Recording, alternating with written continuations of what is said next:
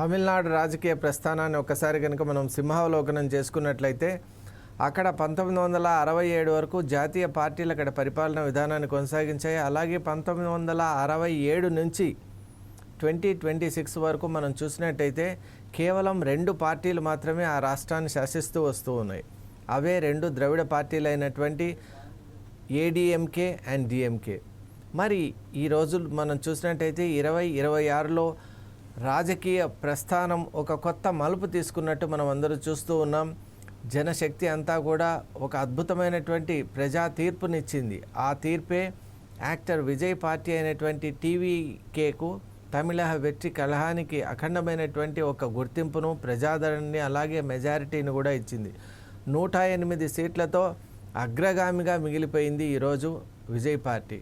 మరి ఈ నేపథ్యంలో ద్రవిడ పార్టీలకు ఏ విధంగా అయితే 1967లో జాతీయ పార్టీలు ఈ యొక్క తమిళ గడ్డ నుండి డిసపియర్ అయిపోయినాయో, ఈ తమిళనాడు నుండి డిసపియర్ అయిపోయినాయో, అలాగే 2026 నుండి ద్రవిడ పార్టీలు కూడా డిసపియర్ కాబోతున్నాయా అనేటువంటి ఒక చర్చ జరుగుతున్నటువంటి నేపథ్యంలో అసలు ఈ ద్రవిడ పార్టీలు అంతటి ప్రభావాన్ని ఎలా కలిగి ఉన్నాయి, ఇప్పుడు ఈ ప్రభావాన్ని ఎలా కోల్పోయాయి అనేటువంటి అనేక ఆసక్తికరమైనటువంటి అంశాలను ఇప్పుడు మనం తెలుసుకునే ప్రయత్నం చేద్దాం. ముఖ్యంగా తమిళనాడు అంటేనే మనకు గుర్తొచ్చే పార్టీలు డిఎంకే అండ్ అన్నా డిఎంకే. మరి ఇటువంటి 2 పార్టీల మధ్య ఉన్నటువంటి వైవిధ్యం ఎలా అంటే దాదాపు ఇప్పుడు మనం చూసినట్టయితే 6 దశాబ్దాలు అంటే 60 ఇయర్స్గా ఈ 2 పార్టీసే వాటి యొక్క ప్రాబల్యాన్ని అంటే ఆల్టర్నేట్గా ఒకరు పవర్లోకి రావడం, మళ్ళీ ఇంకో టర్మ్ ఇంకోరు రావడం, ఇలా మనం చూస్తూ ఉన్నాం. ఈ 2 పార్టీలు తప్ప 3వ పార్టీ ఇంతవరకు రాలేదు.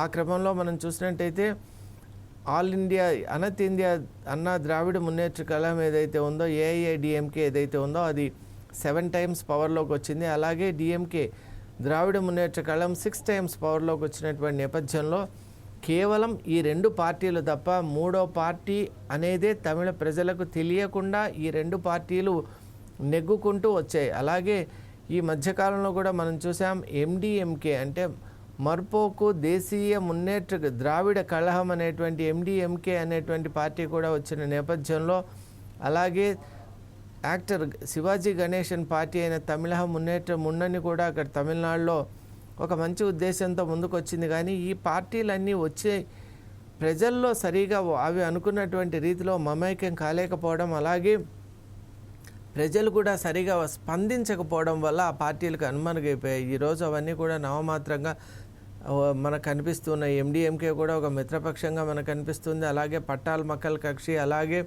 నామ్ తమిళర్ కక్షి, ఇవన్నీ కూడా స్వతంత్ర భావాలు కలిగినటువంటి పార్టీస్ ఈరోజు అలయన్స్ పార్టీస్గా మిగిలిపోయి కేవలం 2 కూటములునే. అది ఒకటి ఏఐఏడిఎంకే, అలాగే డిఎంకే పార్టీ.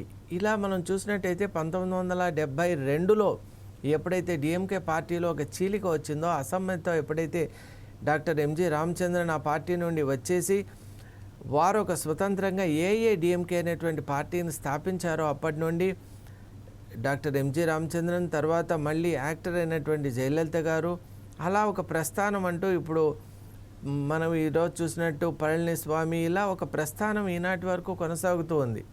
కానీ ఇలా ఇంకొక వైపు చూసినట్టయితే డిఎంకేలో కూడా మరొక వైపు కలైజ్ఞర్ కరుణానిధి, అలాగే వారి యొక్క కుమారుడైన స్టాలిన్, అలాగే ఉదయనిధి స్టాలిన్, ఇంకొక పరంపర అలా వస్తోంది.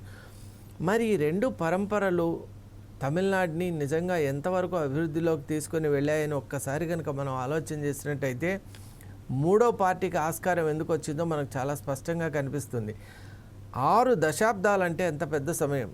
అసలు స్వాతంత్రం వచ్చిన తర్వాత కాంగ్రెస్ పార్టీ ఓన్లీ 3 టైమ్స్ గెలిచింది. 51, 52 ఎలక్షన్స్ తర్వాత కేవలం 3 సార్లు మాత్రమే కాంగ్రెస్ పవర్లోకి వచ్చింది.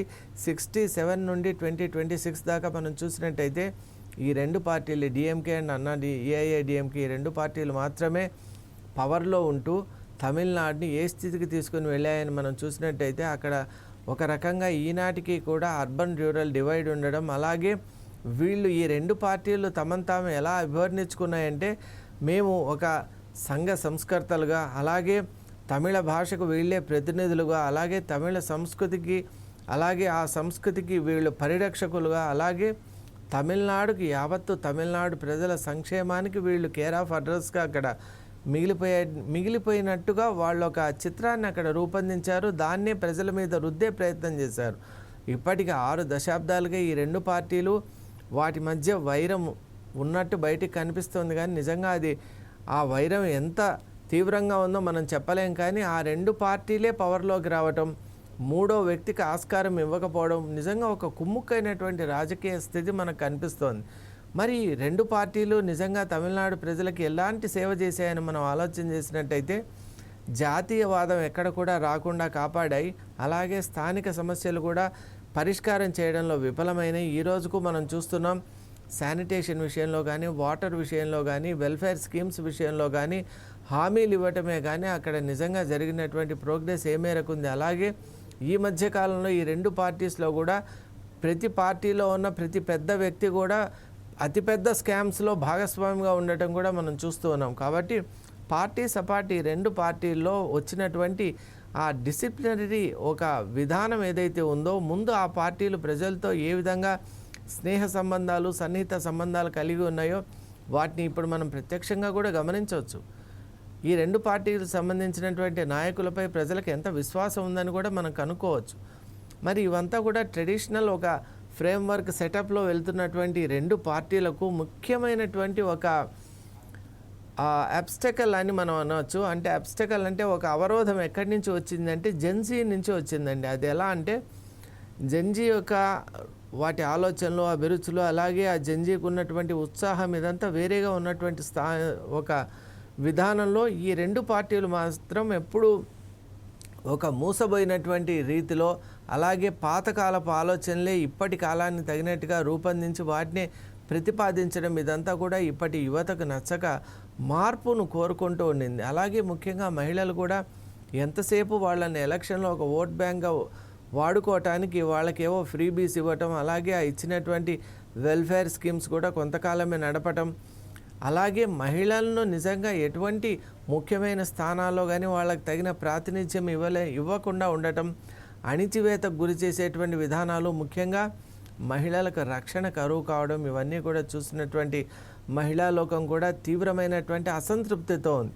ఇటు మహిళా లోకం అసంతృప్తితో ఉంది, యువత అసంతృప్తితో ఉంది. అలాగే గ్రామాలు ఇప్పుడు మనం చూసినట్టయితే మనం తమిళనాడులో ఉన్నటువంటి అల్ట్రా మోడర్న్ సిటీస్ ఏదైతే ఉన్నాయో, చెన్నై, కోయంబత్తూర్, సేలం, ధర్మపురి, ఈరోడ్, హోసూర్, ఇలా కొన్ని మనం చెప్పచ్చు. అలా కాకుండా ఈనాటికి కూడా రామ్నాథ్ డిస్ట్రిక్ట్ కానివ్వండి, అలాగే మనం ఇప్పుడు వెళ్తే చాలా ప్లేసెస్ ఉన్నాయి ఈరోడ్ సమీపాన. మరి అక్కడంతా కూడా చూస్తే ఆ డిఫరెన్స్ అనేది చాలా కనిపిస్తుంది. ఇప్పటికి కూడా పాతకాలపు ఆచార వ్యవహారాలే నడుస్తున్నాయి. అక్కడ మోడర్నిజం అనేటువంటిది ఇంకా పూర్తి స్థాయిలో లేనటువంటి ఒక విధానం ఉంది.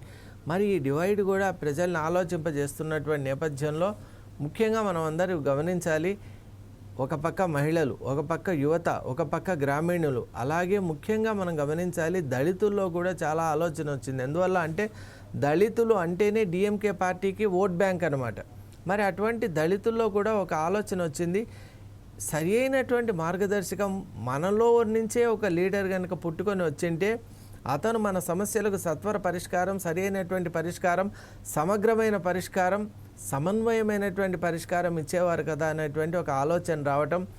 అలాగే మైనారిటీస్ కూడా ఈ 2 ప్రభుత్వాలు, ఈ 2 పార్టీలు చెప్పినట్లుగా మన యొక్క ప్రగతి కానీ, ఉన్నతి కానీ, ఉద్ధరణ కానీ, ప్రాతినిధ్యం కానీ ఎక్కడ లేకపోతూ ఉండడం వల్ల ఈ 2 పార్టీలు మనల్ని వంచిస్తున్నాయి. కేవలం ఎలక్షన్ సమయంలో హామీలు ఇచ్చి ఏదో ఒక పార్టీ పవర్లోకి వస్తోంది, కానీ అసలు ప్రజలకు ఒరిగింది ఏమిటి అనేటువంటి ఒక స్వచ్ఛమైన ఆలోచన రావటం.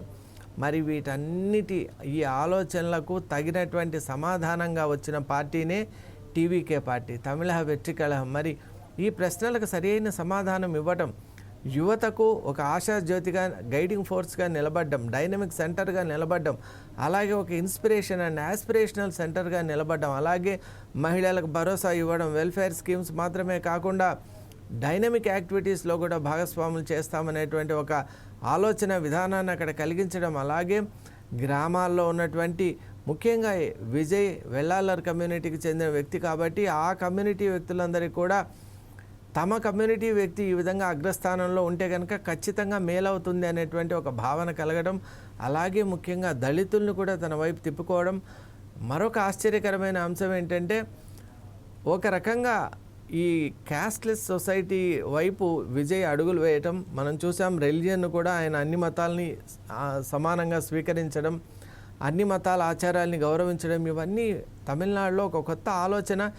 ఏదైతే ఇన్ని రోజులుగా వాళ్ళ మనసులో ఉన్నటువంటి అంతర్మథనం జరుగుతుందో దానికి సమాధానంగా విజయ్ వచ్చాడు. కాబట్టి ఈరోజు మొదటి ప్రస్థానంలోనే అఖండమైనటువంటి విజయాన్ని అతను సాధించాడు. మరి ఇలాంటి దశలో ద్రవిడ పార్టీలు మనం చూసినట్టయితే పాత ఆలోచనలు, అలాగే అసంపూర్ణమైనటువంటి అసమగ్రమైన ఆలోచనలతో ఉన్నారు. డిఎంకే పార్టీలో చూస్తే వారసత్వ రాజకీయాలు మొదలయ్యాయి. ఇప్పుడు కలైజ్ఞర్ తర్వాత, కరుణానిధి తర్వాత ఆయన కొడుకు స్టాలిన్ రావాలి, ఆయన తర్వాత ఉదయనిధి స్టాలిన్ రావాలి. ఇలా ఒక వారసత్వ రాజకీయాలు కూడా తమిళనాడులో ఉన్నటువంటి ప్రజలను ఆలోచింపజేస్తున్నాయి. ఈ డైనాసిటీ పాలిటిక్స్ మాకొద్దు అని డిఎంకే పార్టీ మీద కూడా వాళ్ళకు ఒక రకమైనటువంటి ఏహ్యభావం ఉండటం, అలాగే ఉదయనిధి స్టాలిన్ కూడా హిందూ మతానికి సంబంధించిన దేవీ దేవతలపై, అలాగే ఆచారాలపై, ముఖ్యంగా సనాతన ధర్మం వైపు కూడా చాలా అతను ఒక డెరగేటరీ స్టేట్మెంట్స్, కామెంట్స్ అక్కడ పాస్ చేయడం కూడా ఈ ప్రజల యొక్క మార్పుకు కారణమైందని భావిస్తున్నాను. ఎందువల్ల అంటే మనం ఏదో మాట్లాడితే ప్రజలు వింటారు, ఎవరు పట్టించుకోరని అన్ని మనం నోటికి వచ్చినట్టు మాట్లాడడం సరికాదు. ఈ సొసైటీ అనేది ఎవాల్వింగ్ చైతన్యవంతమైన సొసైటీ. కాబట్టి ఉదయనిధి స్టాలిన్ చేసినటువంటి ఆ మాటలు ఏదైతే ఉన్నాయో, వ్యాఖ్యలు ఏదైతే ఉన్నాయో, అవి హిందువుల మనోభావాలు తీవ్రంగా దెబ్బతీసాయి. వాటి వల్ల ఈరోజు హిందూ సమాజం సరైనటువంటి సమాధానాన్ని ఇచ్చింది. మతం అనేటువంటి దాన్ని మనం పాటించకపోయినా పర్వాలేదు, కానీ ఇతర మతాల్ని మనం ఎప్పుడు కూడా ఖండించరాదు, వాటిని మనం గౌరవించాలి. అటువంటి ఒక పద్ధతి సెక్యులర్ స్టేట్గా మనం ఉన్నటువంటి నేపథ్యంలో సెక్యులర్ పేరిట హిందూ మతాన్ని హింసించడం అనేటువంటిది కూడా సరికాదు. కాబట్టి ఈరోజు భారీ మూల్యం ఈ ద్రవిడ పార్టీలు చేజెక్కించుకుంటున్నాయి. ముఖ్యంగా ద్రవిడ పార్టీల్లో డిఎంకేలో ఈ విధంగా ఉంటే అక్కడ ఏఐఏడిఎంకేలో కూడా ఎంజి రామచంద్రన్, జయలలిత తర్వాత సరైనటువంటి వారసత్వం అక్కడ లేదు, సరైనటువంటి నాయకుడు లేకపోవడం, లీడర్షిప్ అక్కడ ఒక లీడర్షిప్ అనేటువంటిది ఒక పెద్ద క్వశ్చన్ మార్క్గా మిగిలిపోయింది. సరి అయినటువంటి లీడర్ అక్కడ ఆ స్థాయికి తగినటువంటి లీడర్ లేకపోవడం వల్ల నిజంగా ఈరోజు ఏఐఏడిఎంకే అనేటువంటిది చాలా కష్టాల్లో ఉంది.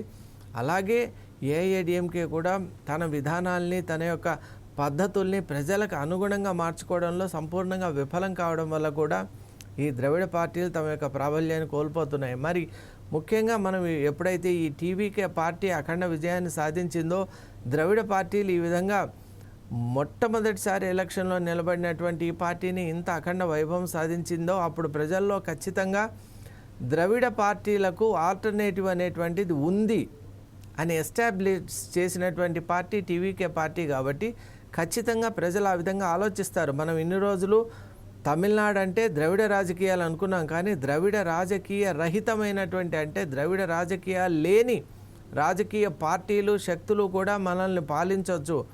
వాటి పరిపాలన కూడా మనల్ని అద్భుతమైనటువంటి ఒక రీతిలో ముందుకు తీసుకుని వెళ్తుంది అనేటువంటి ఆలోచనకు ఒక సారూప్యంగా, ఒక ఆలోచనను సాకారం చేసిన విధానంగా ఈరోజు టీవీకే పార్టీ రావటం వల్ల ఖచ్చితంగా ప్రజలు ఆలోచిస్తున్నారు. దళిత పార్టీలు నిజంగా ఈ యొక్క ద్రవిడ పార్టీలు ఏవైతే ఉన్నాయో, ఈ ద్రవిడ రాజకీయాలు ఇంకా ఎంతకాలం కొనసాగుతాయి అనేటువంటి ఒక వాటి అస్తిత్వం పైన కూడా ఇప్పుడు ఒక మేఘాలు, అలాగే వాటి మీద కూడా ఒక రకమైనటువంటి అపప్రద, వాటి మీద కూడా ఒక రకమైనటువంటి భిన్న స్వరాలు వినిపిస్తున్నాయి. కాబట్టి ఖచ్చితంగా ద్రవిడ పార్టీలు ఇప్పటికైనా మేల్కొనాలి. వాటి యొక్క అస్తిత్వాన్ని కాపాడుకోవాలంటే ఖచ్చితంగా ప్రజల మనోభావాలకు అనుగుణంగా అవి పనిచేయాలి. కానీ వాటి మనోభావాల్ని, వాటి భావజాలాల్ని ప్రజలపై కనుక రుద్దబోతే, బలవంతంగా వాటిని కనుక కనిపించబోతే ఆ పార్టీలు కనుమరుగు కాక తప్పదు అనేటువంటి అంశం ఈ యొక్క 2026 ఎలక్షన్ చాలా స్పష్టంగా చెప్పినటువంటి నేపథ్యంతో ఇప్పుడు ద్రవిడ పార్టీలు నిజంగా అవి నిలబడాలి, మరొక మారు అవి తమ యొక్క ప్రభావాన్ని తిరిగి పొందాలి అంటే ఖచ్చితంగా ప్రజల్లో కలవాలి. అలాగే వారు నిజంగా ఎదగాలి అని కనుక అనుకుంటే ఈ వారసత్వ ఈ లక్షణాలు కానివ్వండి, అలాగే ఈ డైనాసిటీ పాలిటిక్స్ కానివ్వండి, అలాగే అవి తమిళ రాజకీయం, తమిళ భావం, తమిళ భాష, తమిళ సంస్కృతి ఇలా ప్రజల్ని విచ్ఛిన్నం చేసే శక్తులుగా కాకుండా భారతదేశంలో భాగంగా ఉన్నటువంటి ఒక ప్రాంతం తమిళనాడు, అంతేగాని తమిళనాడు అనేది ఒక సపరేట్ అది కంట్రీ కాదు. కాబట్టి ఖచ్చితంగా ఇది ఒక స్టేట్, ఇది ఒక రాష్ట్రం, ఒక ఫెడరేషన్ ఆఫ్ ది స్టేట్స్లో ఇది ఒక భాగం. భారతదేశం భారతీయత అనేటువంటిది ఎప్పుడైతే వ్యాప్తి అవుతుందో ఖచ్చితంగా తమిళనాడులో కూడా కొత్త భావాలు వస్తాయి. అలాగే ద్రవిడ రాజకీయాలు లాంటి ఈ పాత భావాలు అలాగే విచ్ఛిన్నకరమైనటువంటి భావజాలాన్ని కూడా అక్కడ అస్తిత్వం కోల్పోయేటువంటి అవకాశం ఉంది. కాబట్టి ద్రవిడ పార్టీలు తమ ఆలోచన పరిధిని దాటి అందరినీ కలుపుకొని సమాజ దృష్టిగా అలాగే నవ సమాజ దృష్టిగా వెళ్ళినప్పుడు ఆ విధంగా అవి కృషి చేసినప్పుడు మాత్రమే అవి ఉంటాయి. లేకుంటే అవి వాటి యొక్క ద్రవిడ పార్టీల యొక్క అస్తిత్వానికి పెను ముప్పుగా ఇప్పుడు వచ్చేటువంటి భావజాలం, ఆ భావజాలం యొక్క ఆ సుడిగుండంలో ఇవన్నీ చిక్కుకొని ఆ పెను గాలిలో ఇవన్నీ కొట్టుకొని పోయేటువంటి ఒక ప్రమాదం కూడా ఉంది. కాబట్టి అసలు ద్రవిడ అస్తిత్వం, ద్రవిడ పార్టీల యొక్క అస్తిత్వం మిగలాలంటే ప్రజల్ని మళ్ళీ వాళ్ళు అనుసరించడమే ఏకైక మార్గం అని నేను భావిస్తూ ఉన్నాను. Thank you.